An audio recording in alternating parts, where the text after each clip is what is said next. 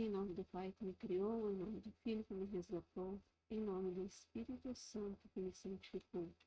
Divina vontade, divina na minha vontade. Ó minha mãe, eu te amo e tu me amas, dai-me um gole da vontade divina para a minha alma. Me abençoa, Mãe, para que todas as minhas ações sejam feitas diante de vossos olhos maternais.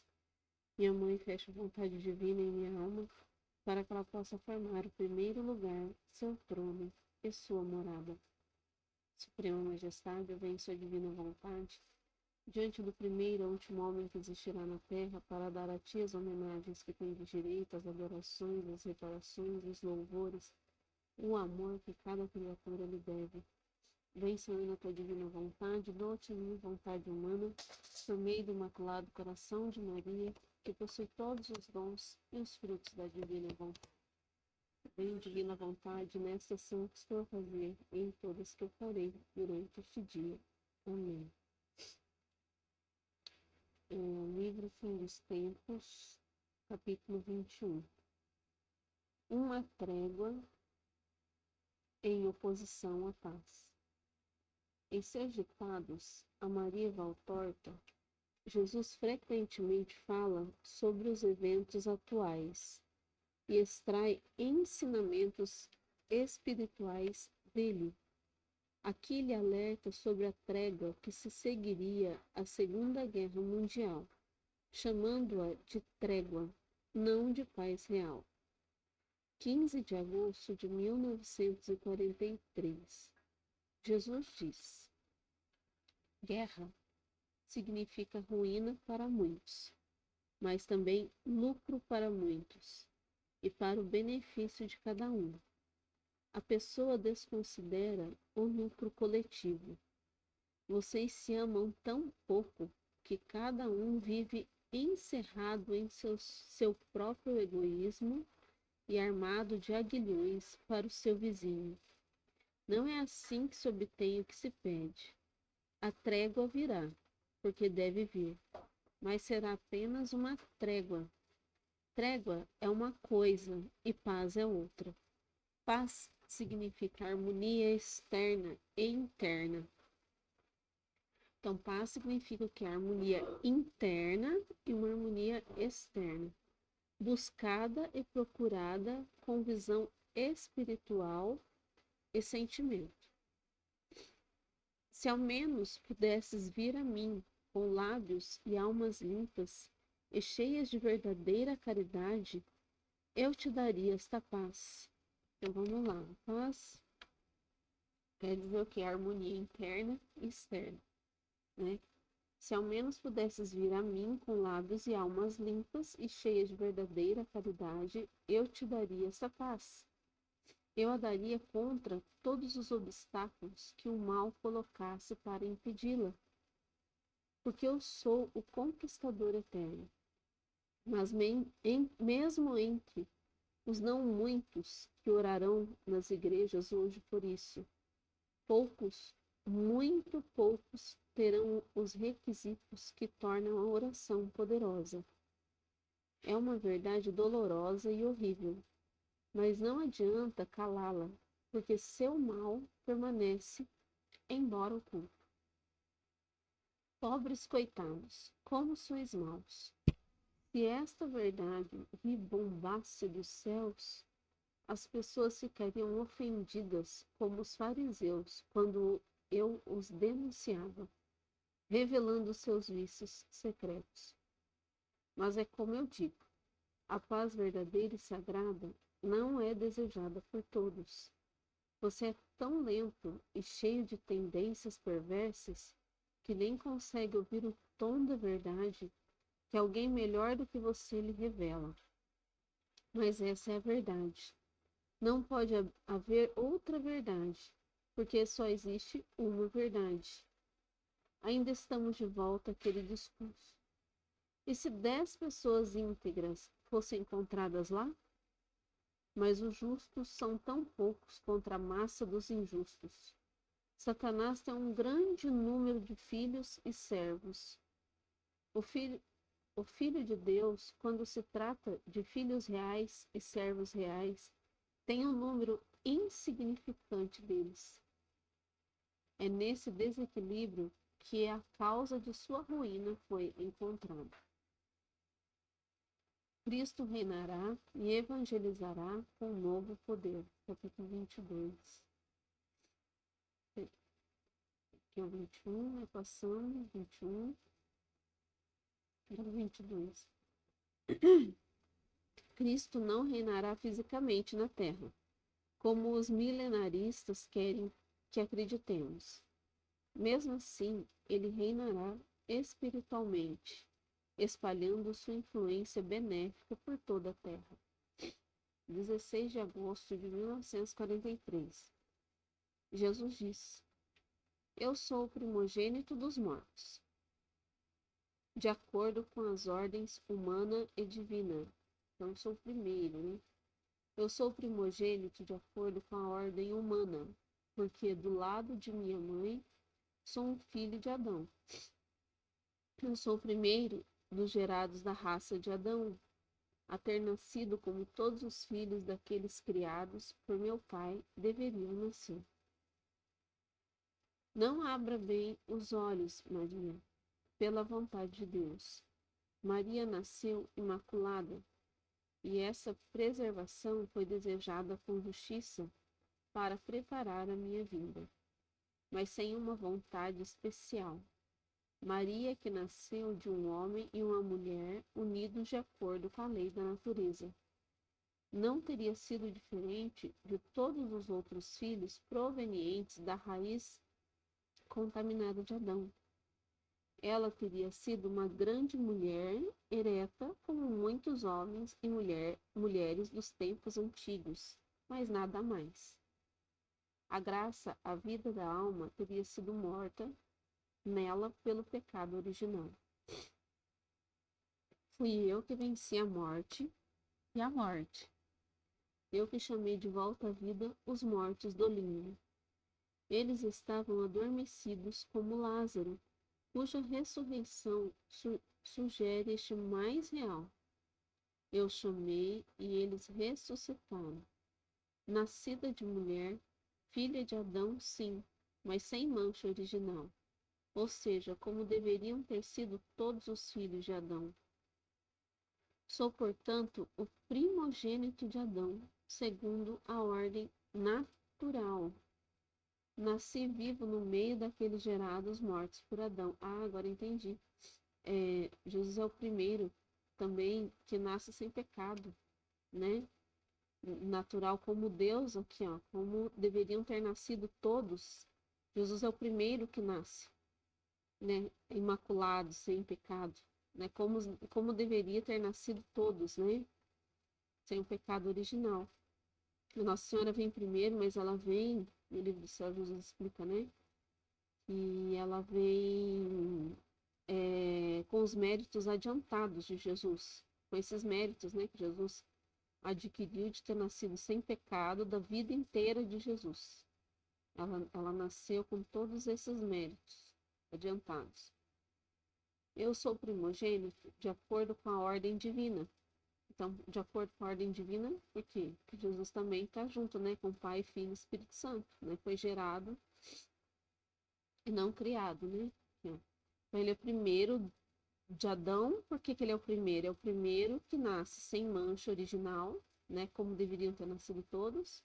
E o primeiro da ordem divina, porque ele é o primeiro filho de Deus, né? É o primeiro, né? Que é gerado, aqui está falando.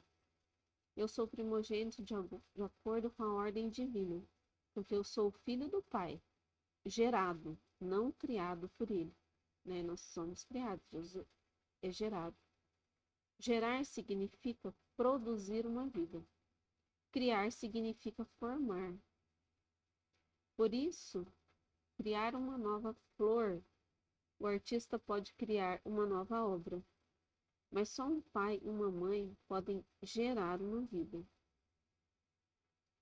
Eu sou, portanto, o primogênito, porque nascido de Deus, estou à frente de todos os nascidos, segundo a graça de Deus.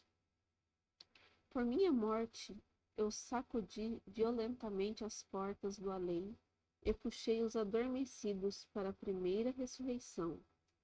Ao mesmo tempo, eu abri as comportas dos lagos místicos, em cuja purificação o sinal que mata é lavado. Eu vou ler de novo. Ao mesmo tempo, eu abri as portas dos lagos místicos, em cuja purificação o sinal que mata é lavado. Assim, a morte do espírito, a verdadeira morte, morre, e a vida do espírito, a verdadeira vida, nasce. Por fim, eu sou o primogênito dos mortos, porque minha carne foi a primeira a entrar no céu. Ah, tá, também aqui é o primogênito dos mortos. Onde na última ressurreição, as carnes dos santos entrarão. Então, também eu sou o primeiro, né, onde a primeira carne que morreu, né? Eu sou o primogênito dos mortos, porque minha carne foi a primeira a entrar no céu. Ah, tá. O primeiro que subiu de corpo e alma, carne. Né? Onde na última ressurreição as carnes dos santos entrarão. Então, é o primeiro a entrar de alma, né, e carne foi Jesus. E os santos, os corpos só entrarão no último dia. Enquanto isso, seus espíritos aguardam na luz a glorificação completa dos seus seres. Esta glorificação completa é justamente porque eles se santificaram, vencendo a carne e martirizando-a, para trazê-la à vitória. É só porque os discípulos são como o mestre, pela vontade amorosa do mestre. E eu, seu mestre, entrei na glória com minha carne, que foi martirizada para a glória de Deus. Mais adiante falarei com vocês sobre as duas ressurreições, que vocês sempre veem como pontos de referência humanos, ao passo que deveriam ser vistas com visão espiritual. Meu ser divino e humanamente primogênito me dá, portanto, direitos soberanos, porque é sempre o primogênito do rei quem herda a coroa. E qual rei é mais rei do que meu pai? Ele é o rei eterno, cujo reinado não tem começo nem fim, e contra o qual todos os inimigos são impotentes. Ele é o único rei sem rival, que me levanta como ele, me gera para sua própria soberania, porque eu sou um com o Pai, consubstancial a ele, inseparável dele, uma parte viva, ativa e perfeita dele. Ele é o santo, santo, santo Rei, de tal perfeição que a mente humana não pode imaginar, resplandecendo no céu, na terra e nas regiões inferiores, transbordando sobre as montanhas, investindo consigo mesmo tudo o que é, tal é a santidade gloriosa de meu Pai. Uma santidade que adoramos, porque é dela que somos gerados e da qual procedemos. Glória, glória, glória ao Pai. Maria, dê glória sempre a Ele, porque dele vem todo bem, e o primeiro bem sou eu, o seu Salvador. Meu reinado não é desta terra, de acordo com o que reinar na terra significa, mas é um reinado sobre a terra, porque eu reinarei sobre a terra. Terei um reinado real e manifesto, não apenas espiritual como é agora, e sobre poucos. Vamos prestar atenção aqui, né? Então, meu reinado não é desta terra, mas Jesus está falando que eu terei um reinado real, né? Porque agora é espiritual, né? Chegará a hora em que serei o único e verdadeiro rei desta terra, que comprei com meu sangue, no qual foi feito rei por meu Pai, com todo o poder sobre ele. Quando virei? Qual é a hora comparada com a eternidade? O que a hora importa para você quando você está na eternidade? Eu virei. Não terei uma nova carne, porque já tenho uma perfeita. Evangelizarei, não como antes evangelizei, mas com um novo poder, porque então o bom não será humanamente bom como os discípulos do início vieram. Eles serão espiritualmente bons. E os ímpios serão espiritualmente ímpios. Olha, presta atenção. Então não é bom humanamente, é bom espiritualmente. Ó. E quem é ímpio vai ser ímpio, impuro, o quê? De alma também, ó, espiritual. Satanicamente ímpios, perfeitamente ímpios. Meu Deus. Portanto, o método estará de acordo com as circunstâncias, porque se eu usasse um método de 20 séculos atrás, seria superado pelos perfeitos no bem, e daria aos satânicos os meios de ofender a palavra glorificada de uma forma que ela não deveria ser ofendida. Como uma rede de malha fina, arrastarei para trás da minha luz aqueles que alcançarão a agudeza espiritual.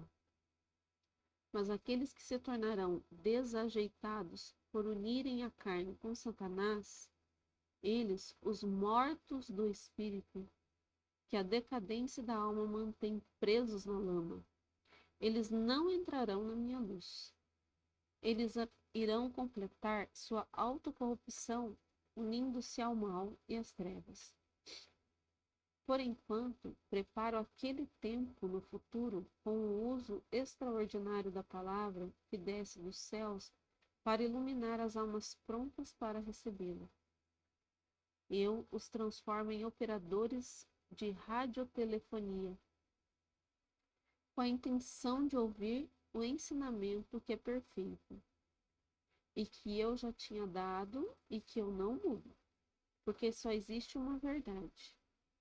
Meu ensinamento, porém, foi esquecido ou distorcido. Esquecido demais e distorcido demais, porque veio a calhar esquecê-lo e distorcê-lo. Olha só, distorção da palavra, né? Estou fazendo isso porque tenho misericórdia da humanidade que está morrendo sem o pão do Espírito. Assim como me dei com o pão pelas vossas almas, também agora dou a minha palavra como pão pelos vossos espíritos. E repito, felizes são aqueles que ouvem a palavra de Deus e a cumprem. Vamos ver mais esse capítulo 23. Ó. Aqui, até o 23. Mais sobre a nova evangelização. 16 de agosto de 1943. Jesus diz: Eu disse que a minha nova vinda terá um novo método e força de acordo com as circunstâncias que expliquei para você, Maria. Como serão as pessoas então? O tempo do Espírito deve chegar. A humanidade partia de uma escuridão profunda e de um peso terrível de lama, depois de perder a luz divina por sua própria vontade ao dar atenção à sedução do inimigo.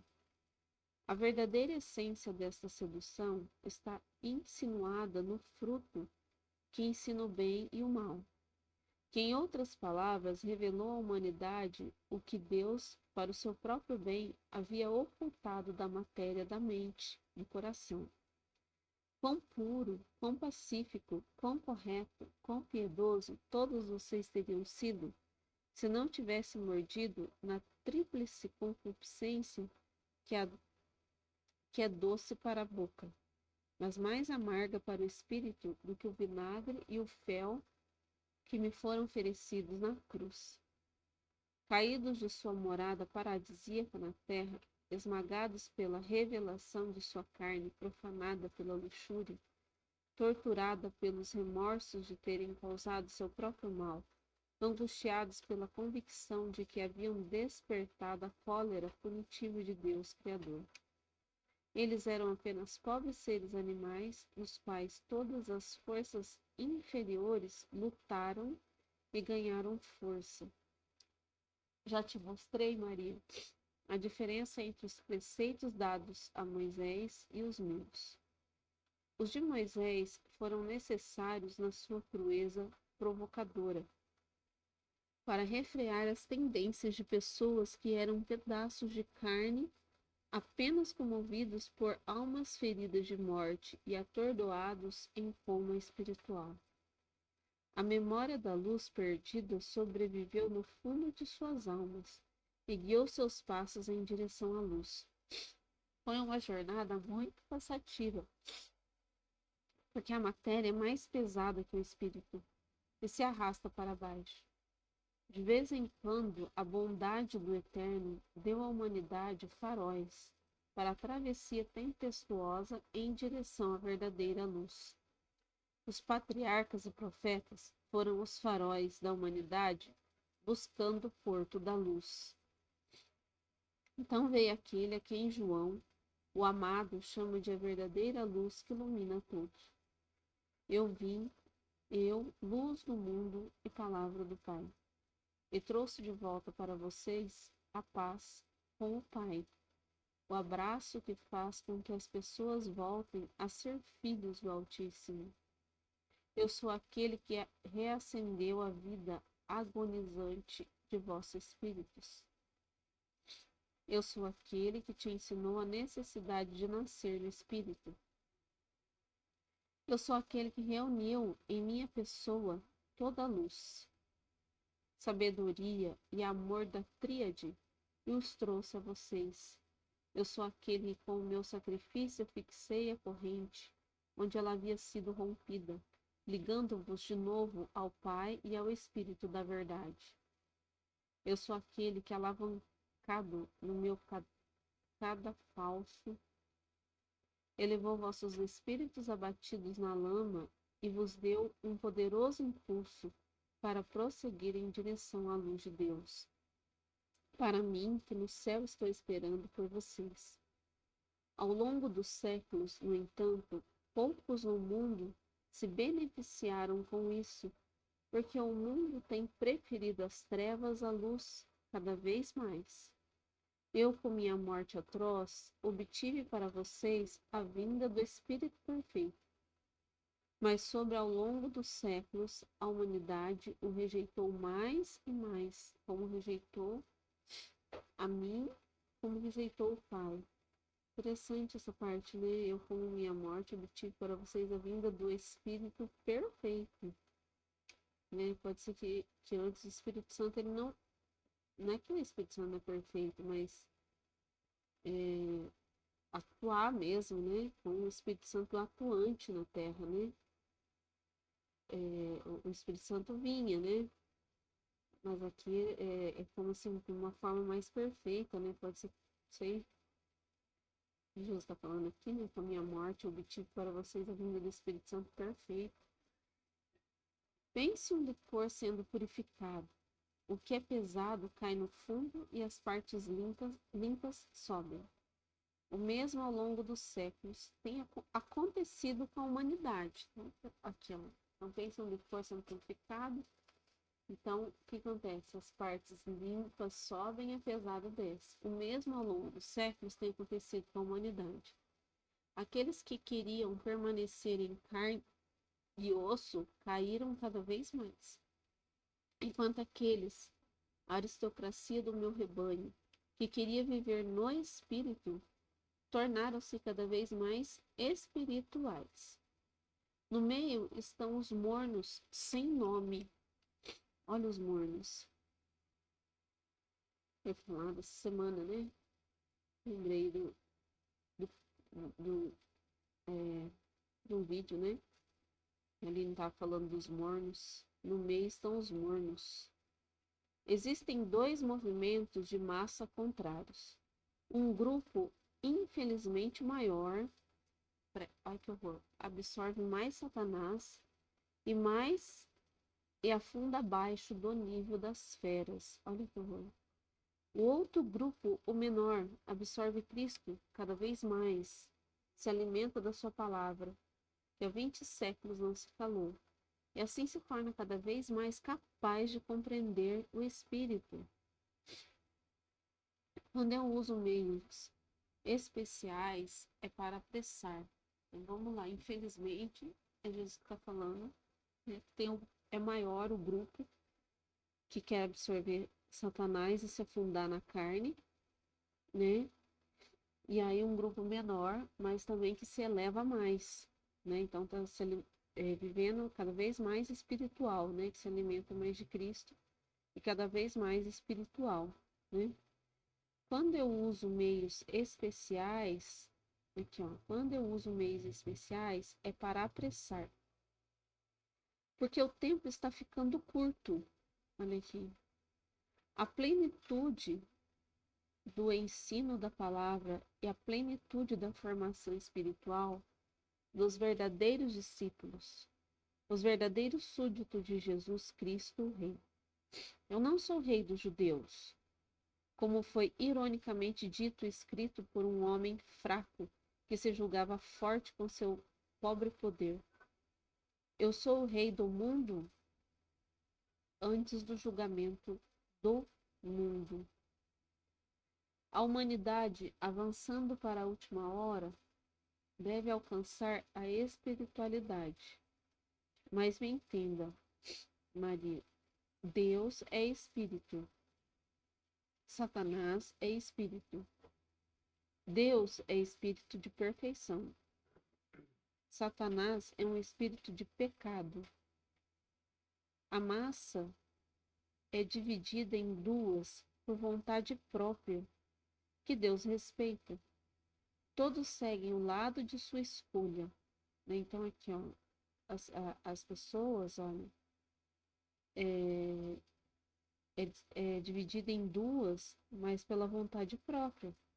Então, tem aqueles que querem seguir Satanás, espírito de pecado, e quem quer seguir a Deus, espírito de perfeição. Então, vamos lá. Todos seguem o lado de sua escolha. Então, todos, é a gente que escolhe, né? Satanás não tem o poder que os outros pensam sobre a gente. O poder é a gente que tem. Esse poder foi dado a nós mesmos, que é o poder de escolha. Né? Então, quem escolhe o pecado, ele está dando poder a Satanás. Mas quem escolhe querer ser santo, como o Pai é santo, né, escolhe, mas é tudo livre escolha, né, porque Deus respeita, está escrito aqui. Os filhos do Altíssimo, meus irmãos e irmãs, escolhem o lado de Deus e, por amor por nós, espiritualizam a carne. Os escravos de Satanás e a descendência da besta escolhem o lado de Lúcifer, e por causa da escravidão que eles próprios desejavam. Eles matam o espírito sob a carnalidade. Eles transformam seus espíritos em carne e seguem asquerosos e asquerosos. Então, eles matam o espírito para ficar cada vez mais carnal, né? Carnais, né? Coisas da carne. Eu reinarei e nos espíritos tendo alcançado aquela maturidade que hoje é dos indivíduos e então será a de toda a massa de verdadeiros cristãos. Naquela ocasião, dirigirei-me apenas a este grupo, aperfeiçoando-o com o último ensinamento através de uma nova evangelização. Então, pera lá. Vamos reler de novo. Eu reinarei. E nos espíritos, tendo alcançado aquela maturidade que hoje é dos indivíduos, e então será de toda a massa de verdadeiros cristãos. Então, naquela ocasião, dirigirei-me apenas a este grupo,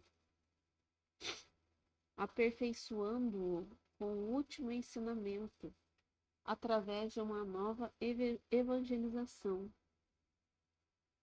não diferente em sentido que não pode mudar. Olha para você ver, né? Que Deus não muda. Então, é uma nova evangelização. Eu lembrei do trecho que a gente leu na semana passada. Ah, não lembro. Eu lembro que tinha, assim, a diferença que Jesus, de linguagem, que Jesus falou no tempo da redenção, com a diferença de linguagem que Jesus fala com os filhos da divina vontade, né? Ele fala lá, quer dizer, não é que dá para entender assim, não é que muda, Deus não muda a sua palavra, só que assim, no tempo da redenção, ele tinha que usar, igual ele falou, ensinamentos mais simples, assim, como se fosse coisa para uma criança, entende? Como se a gente estivesse ensinando criancinha pequenininha. E com os filhos da divina vontade são mais elevados, né? Mas não quer dizer que Deus está mudando, né? Ele está elevando, né, a forma de falar, né? Mais profundo, mais nítido, mais claro, né? Mais elevado mesmo, né? Então tinha esse trecho e eu lembrei deles esses dias que a gente leu, né? Então aqui é isso que ele está falando, com esse, ele vai o quê? Jesus vai ficar apenas com esse grupo, ó, que queiram essa maturidade espiritual, né? E aí ele vai aperfeiçoar o entendimento, né? Então, o que ele está aperfeiçoando? O entendimento, usando palavras mais elevadas, mais profundas, né? O entendimento ampliando, né? Então, aqui ó, não difere sentido, porque não é assim que vai ser mudado o que Deus falou, né? Então, ele vai ampliar, né? Uma ampliação, né? De perfeição, assim, de verdade, né? Aqui, ó. Mais diferente em sua força que eles poderão entender então e que não puderam hoje. A prova é que devo escolher criaturas especiais, dignas disso por seus próprios esforços ou tornadas dignas por um milagre de amor. Então, assim, olha, né, então ele vai escolher, são criaturas escolhidas, né? E por milagre também de amor, né? Bom, Deus sabe, né? Deus conhece os corações, conhece por mais simples que a pessoa possa parecer, mas ela ama, né? O que eu estava vendo esses dias, acho que foi uma explicação, não lembro, que estava assim, que se a pessoa for mais, acho que eu li mesmo, se ela fala de todo o coração que ela quer amar a Deus, e o Espírito Santo reconhece essa verdade no coração dela, ele começa o trabalho, né? Porque ele identifica nessa alma, né? A verdade. Então, ele começa um trabalho de purificação. Então, por isso, acho que foi o padre mesmo que estava explicando isso daí. Ele falou, por isso que às vezes tem gente que pensa que, eu comecei a rezar, começou coisas difíceis a acontecer. Não quer dizer que o demônio está tentando essa pessoa. Não é que começou tentações de demônio na vida dessa pessoa, não tem nada a ver. A gente escuta isso, né? Quanto mais a gente começa a rezar, mais o demônio começa a tentar, não tem nada a ver. Era essa explicação mesmo que eu tinha escutado, eu achei perfeita. Ele falou assim: quanto mais, porque o Espírito Santo identifica a vontade dessa pessoa de santificação. Então, ela começa a passar, na verdade, um momento de purificação. Então, vem mais coisas, mas é tempo de purificação, né?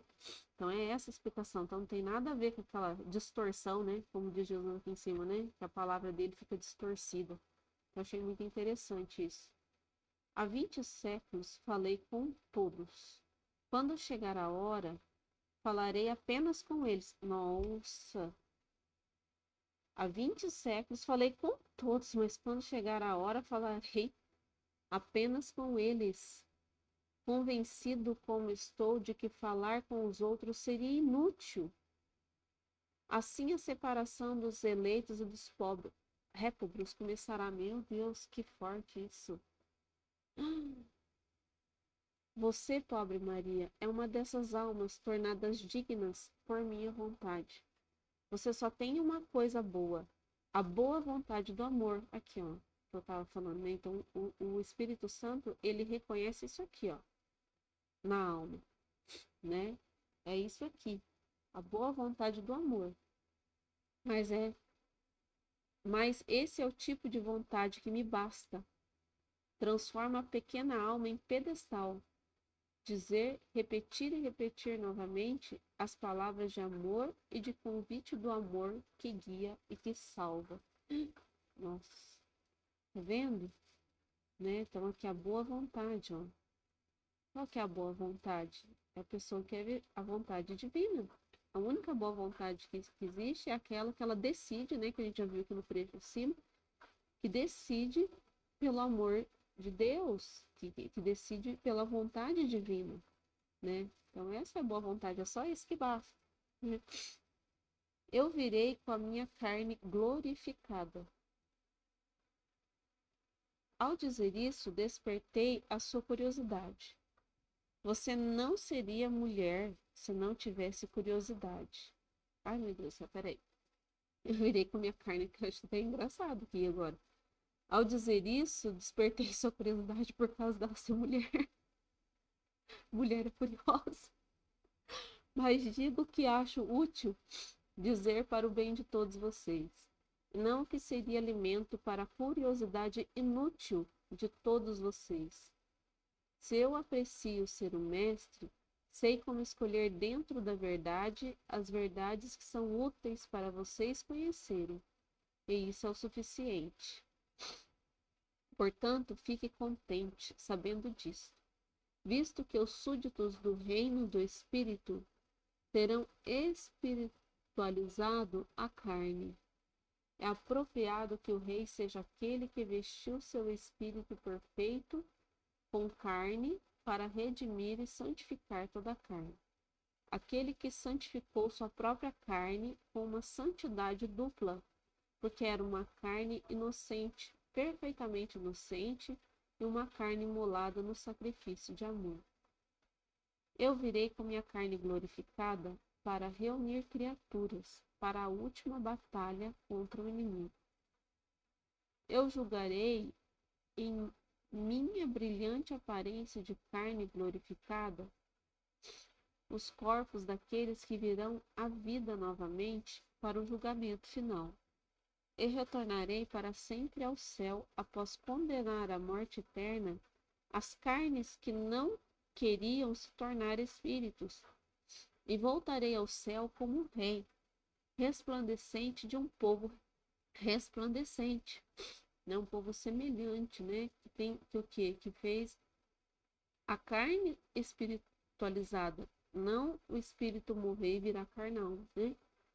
Nestes, a obra do Pai, do Filho e do Espírito Santo será glorificada com a criação dos corpos humanos perfeitos, como o Pai o fez em Adão, belo com a beleza indescritível, glorificado com a redenção da semente de Adão pela obra do Filho, glorificado com a santificação operada pelo Espírito. Eu vou parar aqui nesse capítulo, mas eu vou reler aqui o que Jesus está falando, né? Então, por que ele virá com a carne glorificada? Né? Ele virá em carne, né? Ele virá como que Jesus vai vir? Vai vir como Deus nos criou de verdade, né? E era para a gente ser assim, ó, uma carne glorificada, né?